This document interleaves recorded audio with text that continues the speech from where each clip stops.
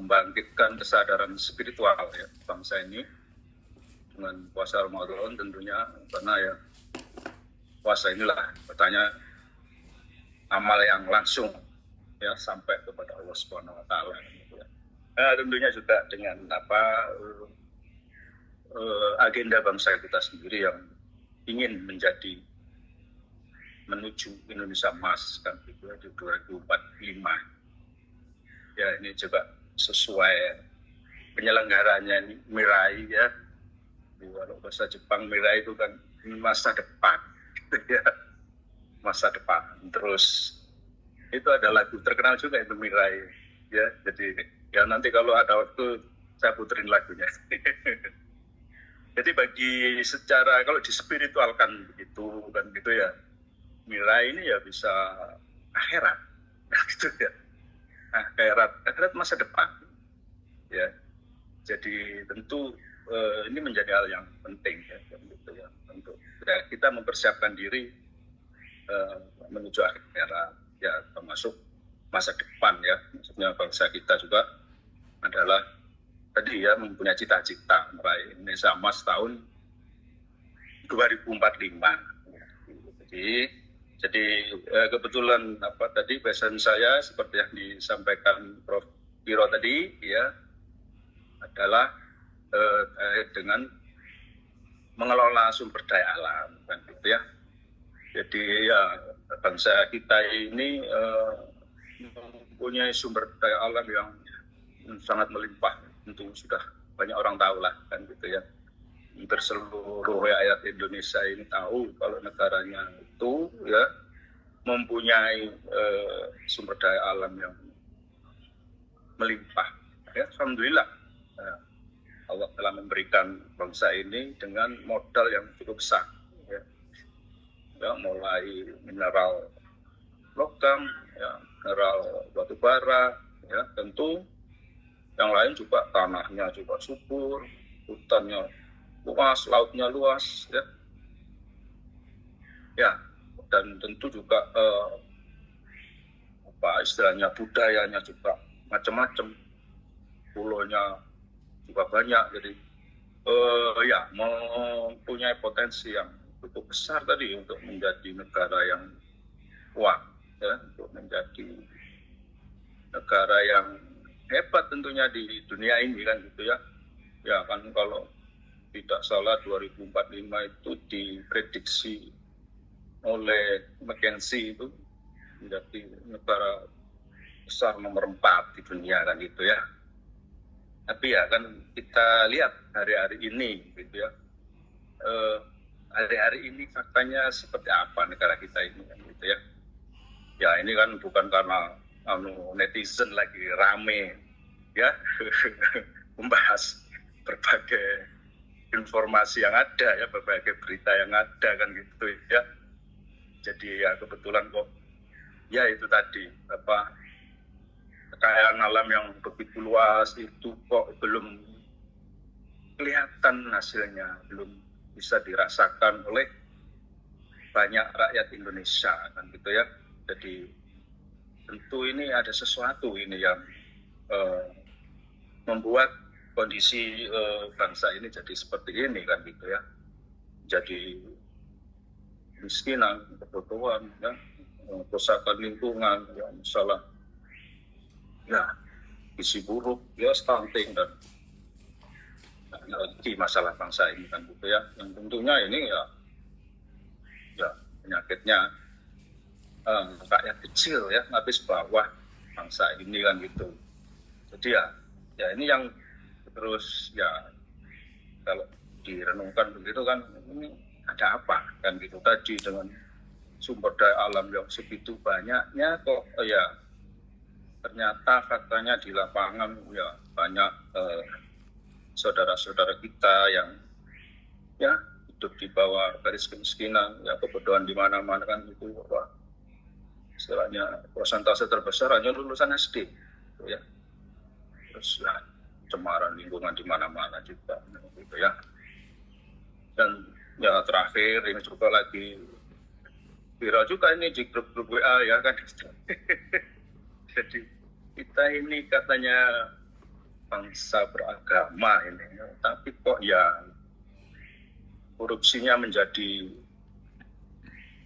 budaya sebenarnya para netizen itu. Ya, apa betul kita ini punya budaya korupsi dan gitu. Nah itu yang juga mengundang pertanyaan, ya, gelitik untuk dikaji, ya tentunya juga ya bagaimana kira-kira solusinya gitu, ya. Jadi ya supaya bangsa ini nggak begini terus gitu ya. Tentu kita tidak ingin menyalahkan siapa kenapa ya, terus apalagi cuman nyinyir saja kan gitu ya. Tentu lebih fokus kita bagaimana solusinya dan itu ya. Tentu kita tadi ya yang mengaku beriman, mengaku umat beragama kan ya, tentu kembali lagi kan kita masih percaya Gusti Allah gitu ya.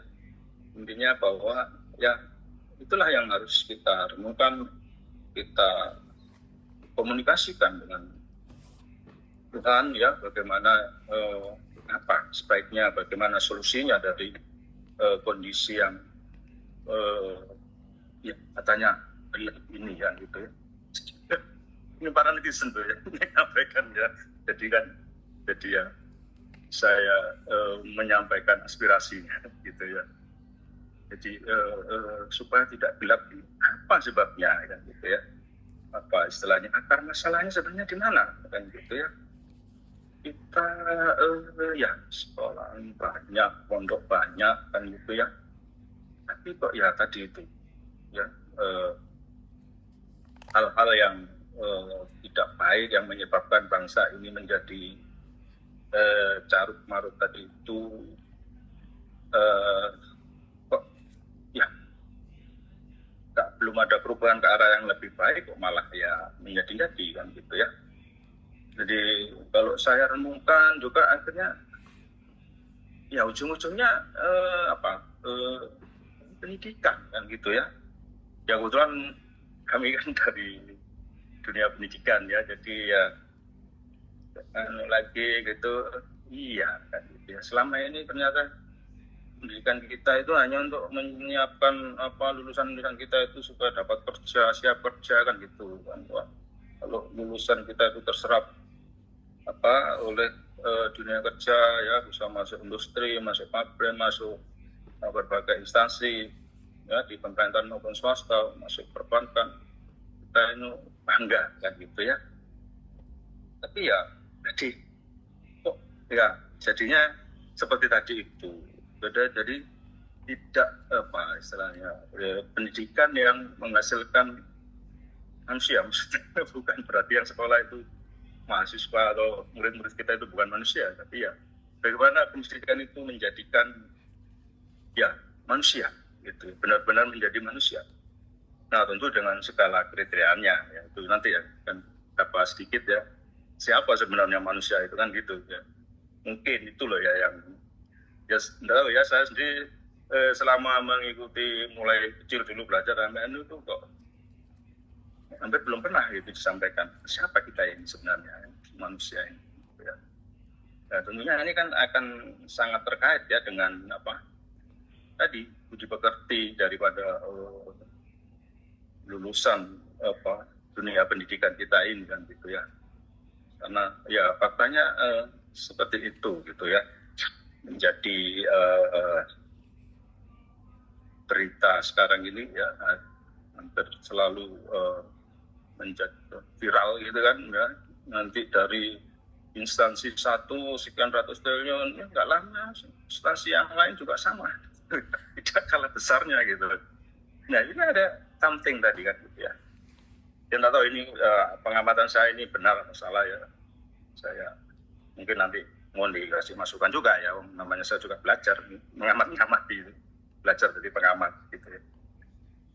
Jadi seperti itu ya. Jadi kalau waktu itu saya mikir dan duluan pernah baca kan gitu ya di salah satu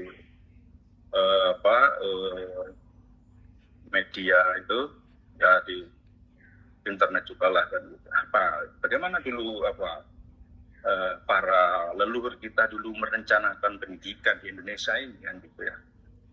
Ya kalau nggak salah pernah juga itu almarhum Cak Nur Polis Majid lama sudah kan gitu. Ya pendidikan kita ini ada yang kurang, ada yang hilang gitu.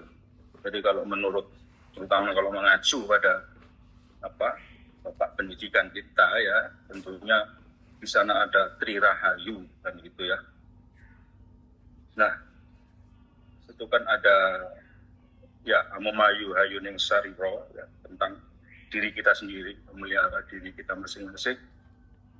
Amomayu Hayuning Bongso, habis memelihara diri kita kan menjaga bangsa ini kan gitu ya. Maka kan ya tema yang sangat terkait dengan bangsa kita ya. Tentunya juga ya nanti kalau kita ini sudah beres dengan membangun bangsa kita, tentu ya membangun dunia ini kan gitu. Intinya jadi Amomayu Hayuning Bawono kan gitu ya, bahwa ya sekarang ada global warming, zero emission, berbagai masalah lingkungan di dunia ini yang tentu menyebabkan bangsa-bangsa di dunia ini mengurangi sebanyak-banyaknya pemakaian fosil dan yang lainnya ya. Jadi ya terutama yang hilang itu kalau menurut Cak Nur tadi itu yang pertama ini kan gitu. Ya kalau yang pertama ini nggak beres, ya sarironya juga dirinya itu nggak beres, ya udah yang lain-lain ya nggak beres semua tadi setiap hari ini kita lihat gitu. Ya meskipun nggak semuanya ya, tapi ya faktanya kan ya seperti itu gitu sih ya.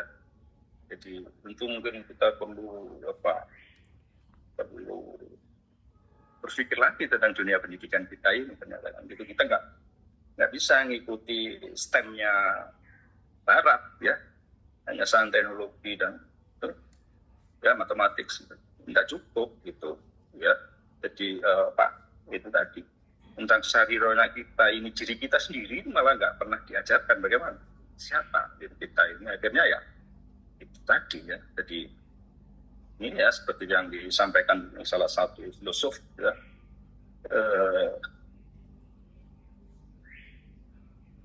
Bernard Descartes ini ya.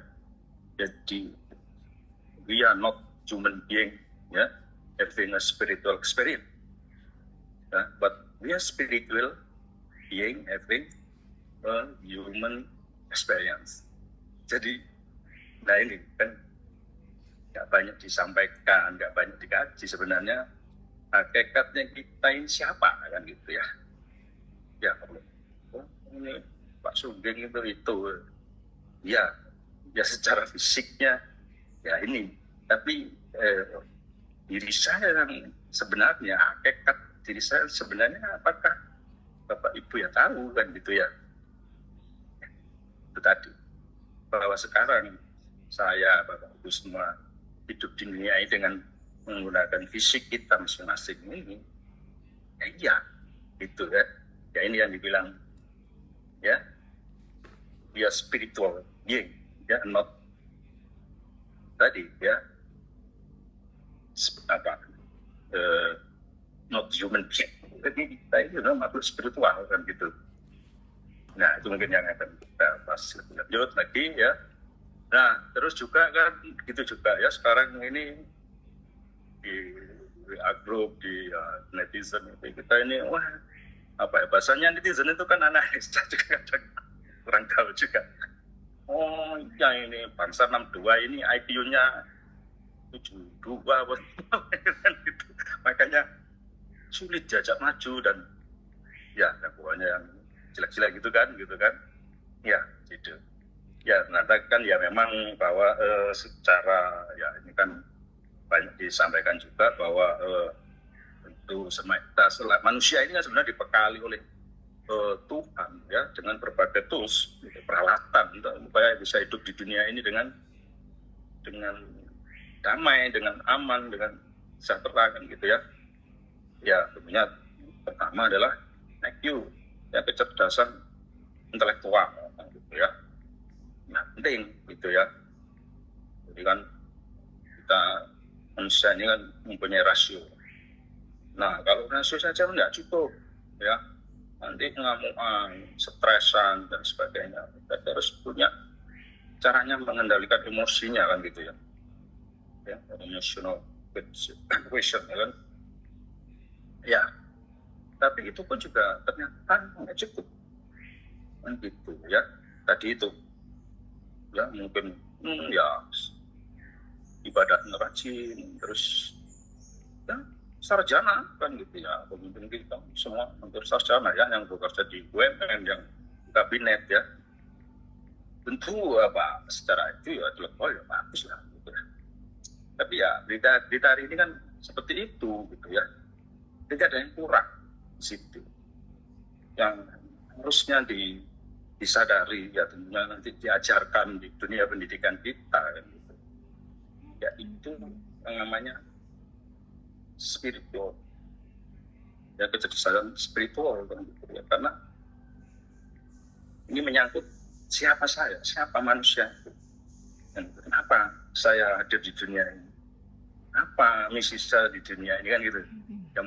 Mungkin ya sudah sering juga sih ya disampaikan, tapi ya kalau ini terpisah satu-satu nggak komplit ya, nggak baik juga gitu ya. Jadi seperti ini, jadi ya kalau IQ-nya saja yang bagus jadinya ya tadi keras ya, artinya juga ya nggak lembut, jadi nggak punya empati juga kan ya. Terus tadi kan ya oke ya, inteleknya bagus, emosionalnya juga bagus, tapi jadi egois juga gitu ya, nggak mikir orang lain tadi, akhirnya ya korupsi juga gitu ya. Yang penting apa dirinya enak kan gitu, kaya kan gitu, kelompoknya enak kaya kan gitu ya. Terus bisa ya jadi apatis, cukup spiritualitas nggak cukup gitu, karena ya namanya tadi ya, setelah kita tahu misi kita di dunia ini apa kan ya, kita harus berinteraksi ya dengan manusia yang lain ya di lingkungan kita ya kan gitu ya, harus ikut bersama-sama membangun kehidupan dunia ini supaya lebih baik kan gitu kan. Terus kita menyendiri di gunung atau di tempat yang sepi kan bukan itu yang maksudkan Tuhan ya. Nah, dalam Islam kan ada yang namanya insan kamil kan gitu ya.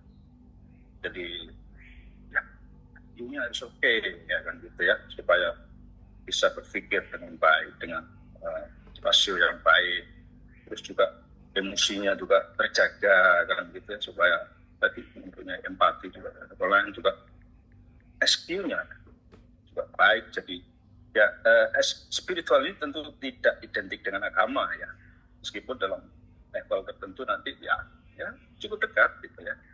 Ya agama apapun sebenarnya kan gitu ya, dengan ya kalau sudah level menyangkut dengan Tuhan ya, sebenarnya sudah cukup dekat ya. Jadi kalau di Islam sendiri kan ya memang ada ya bukan level ya, sebenarnya apa maksudnya ya tadi itu idealnya gitu ya, kita ini kan menuju insan kamil kan gitu ya, yang tentunya ya kita punya empati, juga punya kecerdasan yang cukup untuk tadi ya bermanfaat untuk membangun dunia ini ya maksudnya mewujudkan rahmatan lil alamin kan ya insan kamil ini kan gitu. Jadi memang butuh ketiga-tiganya itu, dan tentunya ya itu bisa dilatih ya, bisa diraih gitu ya. Jadi negara barat sendiri awalnya juga IQ didewa-dewakan kan gitu ya, IQ tinggi kan gitu ya, tapi ya setelah masuk dunia kerja ternyata ya nggak bagus juga, karena dia semau gue usaha sendiri ya, berarti perlu EQ, emosi gitu ya, kecerdasan emosi, tapi ya ternyata kurang juga, nggak bagus juga. Kita ketika sinergikan dengan SQ yang baik, ya, mereka setuju dengan itu, sehingga mereka mendapatkan manusia yang unggul ya. Nah tentu ya di dunia barat dengan cara mereka sendiri ya, tentunya kalau kita nanti bangsa ini kan ya kita sudah punya apa wadahnya sebenarnya, punya metodenya sebenarnya, tinggal mau menjalani apa enggak tadi ya. Seperti dibilang Prof. Iro tadi ya ilmu itu kelakuan ikan dilaku itu yang nggak dijalankan gitu. Iya. Nah terus ya bagaimana kaitannya dengan puasa Ramadan sendiri kan gitu ya. Ya tentu seperti yang ya kalau di surat Al-Baqarah ini kan sudah sering ya disampaikan oleh para ustadz, para kiai ya, para penceramah ya hari-hari ini apalagi kan gitu ya. Ya jadi situ yang diinginkan kan kita ini menjadi manusia yang bertakwa, bersyukur kan gitu. Bersyukur dalam hal ini bukan cuma alhamdulillah gitu aja. Ternyata bersyukur itu adalah manusia yang bisa memberi nilai tambah gitu katanya.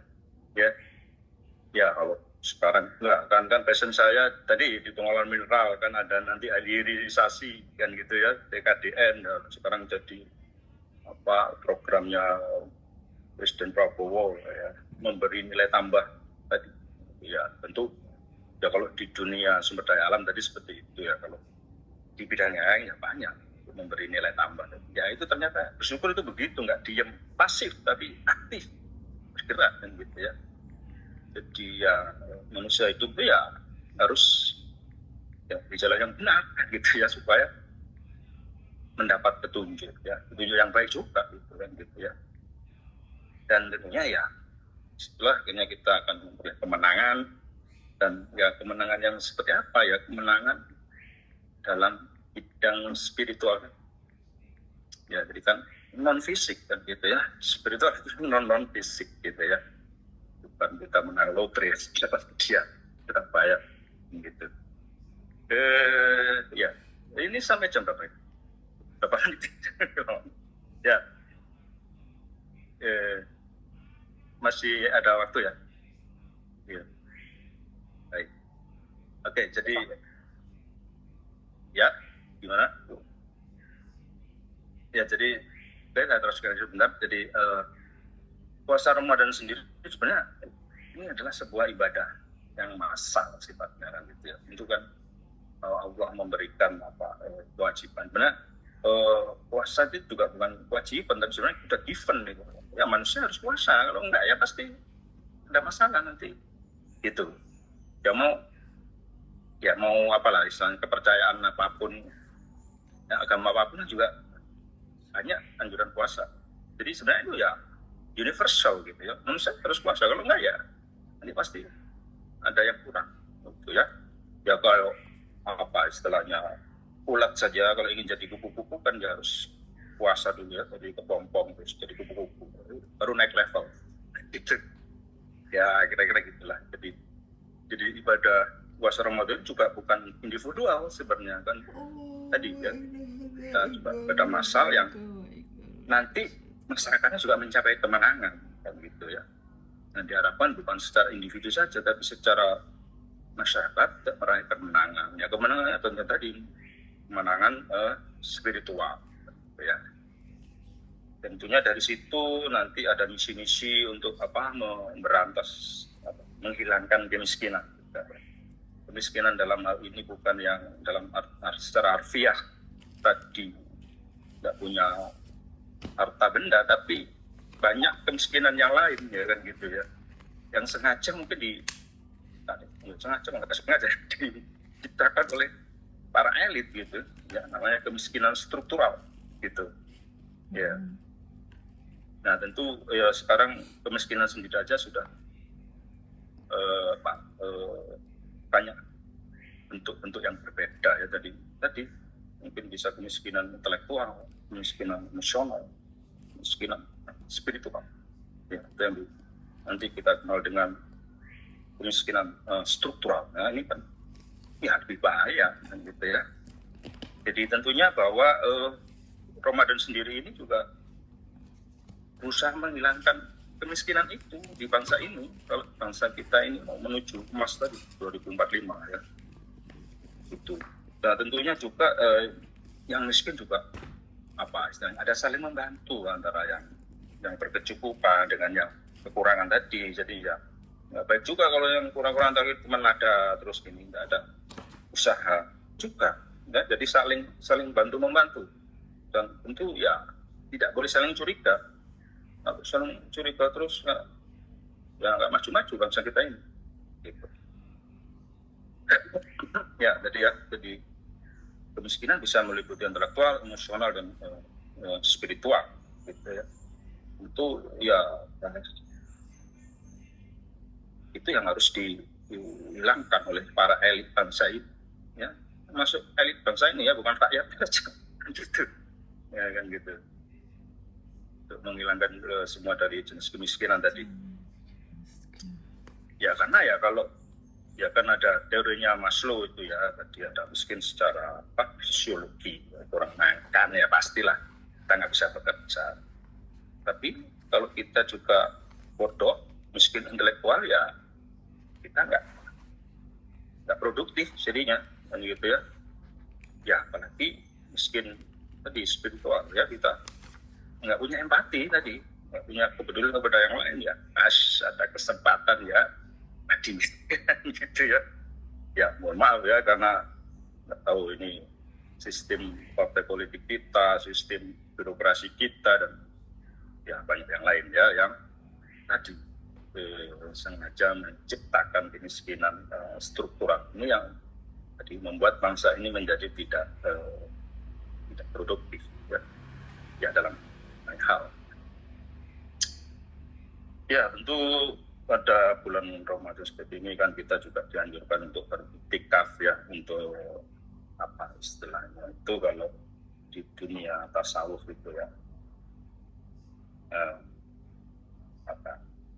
mengasingkan diri ya istilahnya, menjauhkan diri dari keramaian. Tapi ya nggak boleh terus-terusan tadi kan, seperti tadi kalau gitu nanti jadi asketik tadi. Gitu. Maksudnya untuk melihat supaya apa sih ini yang sedang terjadi gitu, supaya dari situ kita bisa merenung, bisa mencari solusi ya. Jadi Lailatul Qadar itu kan sebenarnya sebuah pencerahan, enlightening, ya gitu kan. Dan dengan itu kita ini menjadi, ya kalau simbolnya itu kan langit penuh bintang, pagi yang cerah, dan itu kan simbol. Masa kita terjebak dengan yang seperti itu gitu. Ya, jadi kalau kita dapat pencerahan dari Allah SWT, kita akan menjadi manusia yang baik tentunya ya. Jadi puasa Ramadan ya memang harus dirasakan betul gitu, sampai sum-sum tulang belakang kita gitu ya, sehingga kita bisa merasakan manfaatnya kan gitu. Ya apa istilahnya, nggak dibuat-buat atau karena apa ya. Jadi memang kita merasakan manfaatnya. Jadi ya saya mau baru belajar terkait dengan spiritual begini, ya alhamdulillah saya merasakan betul apa istilahnya hasil rasanya gitu. Ya jadi kalau Indonesia Mas sendiri kan tadi ya yang tentu ingin menjadi berdaulat, maju, adil, dan makmur kan gitu ya di tahun 2045 kan gitu ya. Tapi ya gimana ya dengan kondisi kekinian kayak gini gitu kan ya, kita ini sudah hampir 80 tahun merdeka kan, dari 45 sekarang 2025 ya hampir 80 tahun kan ya. Dan puasa Ramadan ya ini kan karena sekarang udah puasa di tahun 2025, kita sudah ya paling nggak sudah 7-9 kali puasa Ramadan ya, termasuk ini kan belum selesai kita. Tapi ya kemudian ini bangsa kita belum bisa meraih kemenangan secara spiritual, secara manfaat, secara baik, secara sosial masyarakat tadi maupun secara yang individual. Masih banyak juga gitu, yang mungkin ada juga 1-2 mungkin yang sudah merasakan manfaatnya kemenangan spiritual dari puasa Ramadan ini. Tapi secara kita sebagai bangsa ya kita masih karena belum merasakan, karena ya kita masih dilanda berbagai krisis kan sekarang ini kan gitu ya, baik dunia pendidikan sampai yang lain dia tadi Pak Prof Wiro tadi ya, karena saya di pengelolaan mineral dan tambang ya oke, tambang itu merusak lingkungan, isunya kayak gitu, ya memang ada juga. Tapi justru itu tantangannya. Bagaimana kita mengelola mineral kita secara baik, secara ramah lingkungan. Nah itu, ya itu yang sebenarnya diinginkan ya kita sebagai ya insan kabel tadi kan harus bisa mencari solusinya gitu kan. Nggak asal ya tambang bisa dapat duit cepet gini-gini ya gitu kan. Orang pasti asosiasinya kan gitu. Ya, makanya jadi rebutan kan gitu. Ya, dan yang ya ini yang mestinya juga jadi bangsa ini perlu tirakat juga, perlu ditirakati ya, kalau orang Jawa bilang dipasani gitu ya. Jadi kalau dulu nggak tahu ya, kalau saya kecil waktu muda itu kan ya sama orang-orang tua itu kalau mau tes ujian apa mau masuk perguruan tinggi, orang ini tuh aku dipasani, ditirakati gitu. Terus ya termasuk sholat malam kan gitu ya. Meskipun ya anak sekarang nggak tahu masih juga diomongin gitu, nggak paham gitu ya. Jadi bangsa ini juga perlu kita tirakati ya, kita kasih supaya puasa Ramadan kita ini juga untuk bangsa kita juga ya, untuk bangsa ini tadi supaya memang 2045 tadi bisa tercapai gitu. Kalau enggak ya kesulitan, ya memang itulah bagian dari pengorbanan kita gitu ya. Ya, jadi katanya Martin Luther King itu ya kadang ya, apalagi yang dari perguruan tinggi ya, jadi kekuatan ilmiah kita ini telah melampaui kekuatan spiritual kita. Jadi kita ini mampu membuat peluru kendali tapi tidak mampu mengendalikan diri ya akhirnya kayak begini ini kan gitu ya. Nah, ini juga di dunia lain ya, di seluruh dunia saya kira masih terjadi perang di mana-mana kan. Ya seperti itu ya. Saya kira itu yang mungkin bisa saya share ya. Jadi nanti mohon ditambah-tambahi kalau ada yang perlu ditambahi. Terima kasih. Bila tahu. Assalamualaikum warahmatullahi wabarakatuh.